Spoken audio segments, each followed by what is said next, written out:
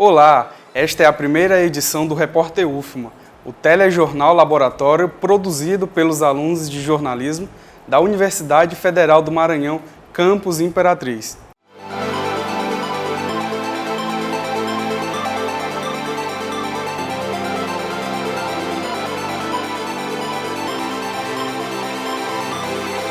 Entra em vigor neste mês de abril a portaria do DETRAN que impõe medidas de segurança e capacitação para o transporte escolar em todo o estado. Quem deseja realizar a atividade deve estar devidamente capacitado pelo Serviço Nacional de Trânsito, o SENAT. Agora é lei. Já estão abertas as primeiras turmas para o curso de formação especializada para motoristas do transporte escolar, oferecidos pelo Serviço Nacional de Transportes, o SERT-SENAT de Imperatriz. O curso possui carga horária de 50 horas aula. Antigamente era opcional e contava como créditos na carteira. Agora será exigido pelo DETRAN e vistoriado a partir do mês de março. Segundo o instrutor de trânsito e um dos professores do curso, Diego Garcia, a qualificação é essencial para o motorista, pois trabalha a condução defensiva no trânsito. Temos algumas exigências que são feitas para os profissionais do transporte estarem se qualificando nessa área, tanto na gestão, quanto como ele tem que tratar as crianças ou adolescentes ou os próprios pais que ele vai ter contato e os profissionais que trabalham também prestando serviço para o município, que nós também encontramos muito hoje no nosso município. Eles têm também como aplicar essa questão do relacionamento interpessoal dentro da profissão deles e eles aprendem tudo isso dentro do transporte escolar. Só no ano de 2015, mais de 600 motoristas procuraram o SERT-SENAT para se qualificar. E neste ano, este número vai aumentar, pois de acordo com a portaria do DETRAN, o serviço de transporte escolar será fiscalizado e os condutores terão que passar por cursos de formação especializada. A obrigatoriedade desse curso é uma importância muito grande, porque vem trazer com isso um maior cuidado a esses motoristas. O curso é gratuito para motoristas profissionais e filiados ao SERT-SENAT. Aos demais será cobrada uma taxa de R$ 150.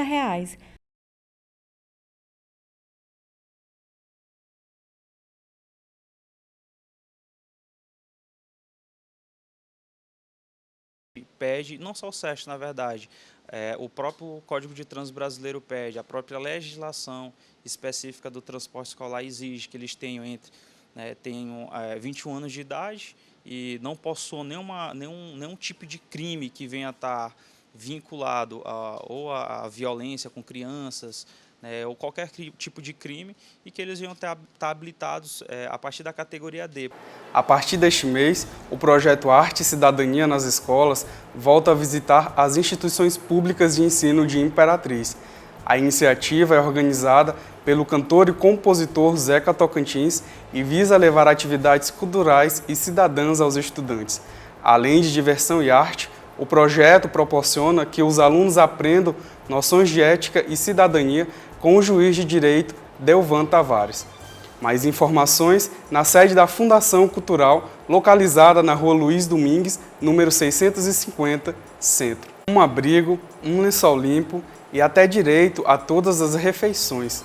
Conheça o local em que os moradores de rua de Imperatriz encontram para se refugiar das drogas e dos perigos que a rua oferece. Encontrar novas perspectivas de viver. Ter um abrigo que os acolha, nem que seja por algum tempo.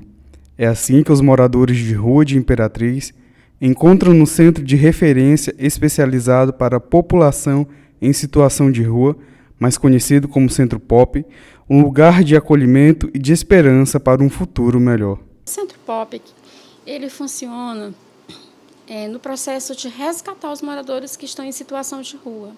Sabemos que essa população vem crescendo ao longo do tempo. E por que essa população vem crescendo? Pelo uso abusivo de drogas. E aí acontece o processo em que as famílias não suportam mais os filhos ou o irmão, qualquer coisa, pelo fato que eles começam a roubar os pertences de dentro de casa. Em todo o ano de 2015, o Centro Pop atendeu mensalmente uma média de 94 pessoas em situação de risco. No ano passado, foram mais de 3.000 pessoas que passaram pelo centro. Para aqueles que ainda têm um pouco mais de coragem, são encaminhados para centros terapêuticos, consultas médicas e até passagens de volta para suas casas. Ocupar a mente com oficinas de reciclagem, por exemplo, é um dos objetivos do Centro Pop. Afinal de contas, mente vazia pode dar espaço para a volta aos vícios. Essa é uma parte da história que, para a maioria, está ficando apenas no passado. As atividades aqui, porque tem várias atividadezinhas que é para a gente ocupar mais a mente, para esquecer mais a rua. Às vezes a gente está até com uma abstinência, a vontade de usar a droga, a gente vai partir para uma atividade aqui, aí a gente começa a interagir entre os próprios colegas, aí a gente termina passando aquela ansiedade, aquela vontade. Então eu gosto das atividades daqui.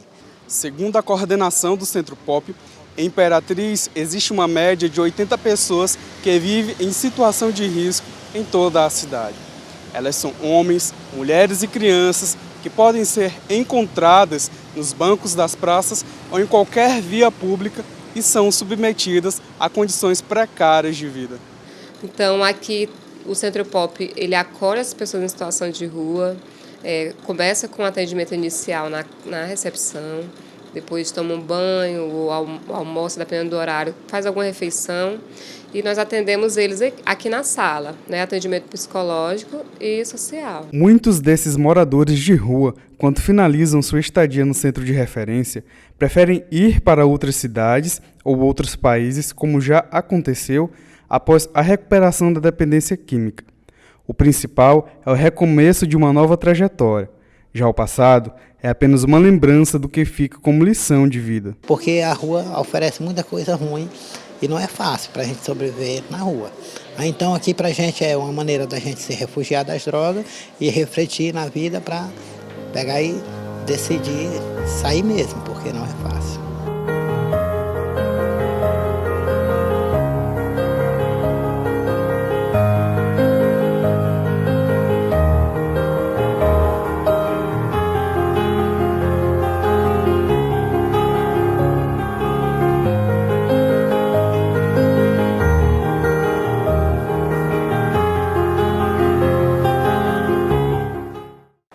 O Centro Pop fica localizado na rua Coronel Manuel Bandeira, na Beira Rio. As pessoas interessadas em ser voluntárias podem procurar a coordenação da instituição. A alimentação e hábitos saudáveis são indispensáveis para a saúde vocal, e esses cuidados precisam ser redobrados, principalmente por aqueles que utilizam a fala como meio de trabalho. Nossa equipe preparou uma matéria e traz dicas de como manter a voz saudável. Professores, repórteres, locutores, todos eles têm em comum a voz como ferramenta de trabalho. Portanto, precisam ficar atentos aos cuidados que devem adotar para não prejudicá-la. A jornalista Mônica Brandão conta que já teve problemas por causa do uso excessivo da fala. Meu primeiro emprego não foi no jornalismo, eu era palestrante, e palestrante é com a voz. A gente fazia no mínimo 12 palestras por dia na Secretaria Municipal de Saúde na época aqui em Imperatriz. E nesse período eu tive problema vocal, porque eu fazia teatro também. Então eu fazia as palestras, fazia teatro quando não estava trabalhando nas palestras e já comecei a trabalhar na TV nesse período. Então era muita coisa que necessitava da voz e eu não tinha nenhuma preparação. E eu era muito nova também. Os problemas são mais comuns do que se imagina. Rouquidão, cansaço na voz e alterações vocais podem ser sinais de que já é hora de se procurar um profissional para avaliação. A fonoaudióloga Maria Emília Macedo explica qual momento que devemos procurar um profissional para cuidar da voz. O principal problema e o que mais chama a atenção, inclusive do próprio paciente, é a rouquidão, que a gente chama de disfonia. Então, qualquer alteração do ponto de vista vocal, como a pessoa se conhece, ela se avalia diariamente, ela percebe essa mudança na voz, ela percebe uma fadiga vocal, percebe um cansaço maior a partir do momento em que ela passa a utilizar mais a voz e, com isso, ela começa a ver que não tem o mesmo rendimento. A partir daí ela observa que tem alguma coisa de errado. Então, assim, o primeiro cuidado é se conhecer, se autoavaliar. Como eu falei, a partir do momento que você tem noção de que você não era assim e passou a ser, você precisa buscar o que está acontecendo. A partir daí, procurar o otorrinolaringologista, fazer os exames devidos e, se for o caso, ele vai encaminhar para a fonoterapia. A hidratação é fundamental para a saúde vocal. A água é um dos principais amigos da voz, né? Então, assim, ter muito cuidado com a questão de passar muito tempo sem ingerir líquido, que de preferência a água é soberana nesse aspecto. E o outro, assim, cuidar da alimentação, evitar alimentos ácidos, porque a gente sabe que o refluxo está muito relacionado à questão da laringite e com isso você também leva a problemas vocais, além do abuso vocal. A ingestão de líquidos deve ser um hábito, inclusive na sala de aula. A professora Paula Cristina Aquino trabalha de segunda a sexta-feira. Com o uso excessivo da voz, ela precisa ir ao fonoaudiólogo com frequência e já teve de mudar alguns comportamentos. E assim, aprendi muitas coisas, como por exemplo, falar no tom da quantidade de pessoas. Então, se eu falo para 20 pessoas, eu falo para 20 pessoas. Se eu falo para 100, aí eu falo para 100. Se eu falo para uma, eu falo só contigo aqui mesmo, sem precisar, né, aumentar muito o volume. Então, foram assim, educação, que eu tô agora aprendendo, essa educação para a voz, que o importante é esses meios que a gente aprende de como lidar com a voz. Chegou a hora do quadro Giro Brasil, um projeto de cooperação entre universidades para o compartilhamento de conteúdo. Nesta edição, vamos conferir a matéria produzida pela equipe da Universidade Federal do Cariri, que acompanhou os trabalhos da equipe da Vigilância Epidemiológica do Estado do Ceará.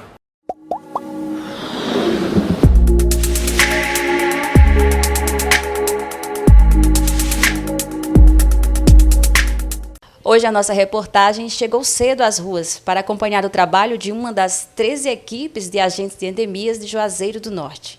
Em média, 120 agentes monitorando diariamente mais de 2.000 imóveis em busca de potenciais criadouros do mosquito da dengue. É preciso cuidar para que o mosquito não nasça. Medidas muito simples podem fazer uma grande diferença nessa luta que o Brasil parece estar perdendo até agora. Não só o recurso vai resolver o problema da dengue, né? A população precisa estar alerta ao seu quintal, mas o que eu sempre foco é que a população é a mais responsável, né, pelo que está acontecendo. Aqui no quintal da Francilene Alves Leite, as equipes já visualizam alguns potenciais criadouros do mosquito da dengue. Mas mesmo assim eu subo na caixa, limpo ela com frequência, mas devido à chuva não está ajudando. Na casa do senhor João Eudes Gomes, que já teve dengue uma vez, os agentes vasculham tudo e não encontram nenhum foco do mosquito. Ele conta a nossa reportagem que medidas tem tomado para que o mosquito não invada a casa dele. Virando as cumbucas de água para não juntar água, garrafa, tampa, limpando a caixa, né? É isso. E barrendo aí o chão para não juntar água, quando junta em cima da caixa, joga fora, né? Nem sempre os agentes conseguem ter acesso aos imóveis do perímetro municipal. O João Tavares de Luna nos conta dessa dificuldade. Algumas casas não recebem muito bem, mas outras ainda têm aquela dificuldade de deixar que a gente entre e faça o trabalho dentro da residência. O repórter UFMA fica por aqui. Deixe o nosso convite para que você acompanhe as próximas edições. Acesse as redes sociais do LabTele e confira os trabalhos da nossa equipe. E até a próxima!